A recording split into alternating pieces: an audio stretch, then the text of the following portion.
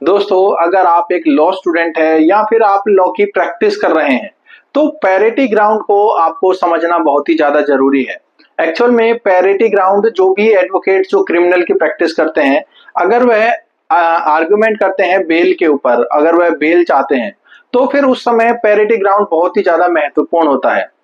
For example, मान लीजिए कि किसी भी फॉर्जरी चीटिंग के केस के अंदर 10 से 12 एक्यूज्ड का नाम आ जाता है और वहां पर किसी एक एक्यूज्ड को अगर बेल मिल जाती है तो उसी के आधार बनाकर आप कोर्ट में जब आर्ग्यू करते हैं तो आप ये कहते हैं कि सर देखिए कि उस व्यक्ति की इसी केस के अंदर बेल मिल चुकी है, यानी कि आप उसी को आधार बनाकर अपने क्लाइंट की जब बेल लेते हैं तो उसको बोलते हैं पैरिटी ग्राउंड। यानी कि उसके जैसा ही अगर ग्राउंड है, उसी के जैसा ही अगर सिमिलर केस है, सब पे सिमिलर अगर एक्ट है तो आप पैरिटी ग्राउंड के आधार पर बेल लेते हैं। लेकिन एक्चुअल में कई बार ऐसा भी होता है कि मान लीजिए कि कोई एक्यूज ने, किसी ने गोली चलाई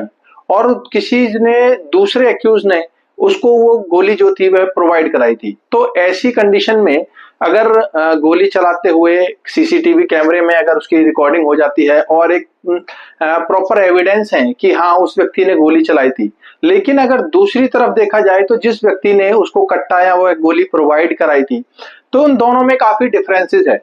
आप यहाँ पर जो है वह पैरिटी का जो ग्राउंड है वह स्टैंड नहीं करता। तो ये भी आपको पता होना चाहिए कि एक्चुअल में पैरिटी ग्राउंड जो है वह कहां पर स्टैंड करता है और कहां पर आप पैरिटी ग्राउंड ले सकते हैं। लेकिन दोस्तों, इसकी जानकारी होना आपके लिए बहुत ही ज्यादा जरूरी है, क्योंकि अक्सर जो क्रिमिनल एडवोकेट्स होते हैं उनको जब भी कोई केस होता है जिसके अंदर 4 से 5 या 10 एक्यूज्ड होते हैं तो फिर वहां पर एक ग्राउंड चेक करना होता है कि किस ग्राउंड को लेकर किसी व्यक्ति की बेल हुई है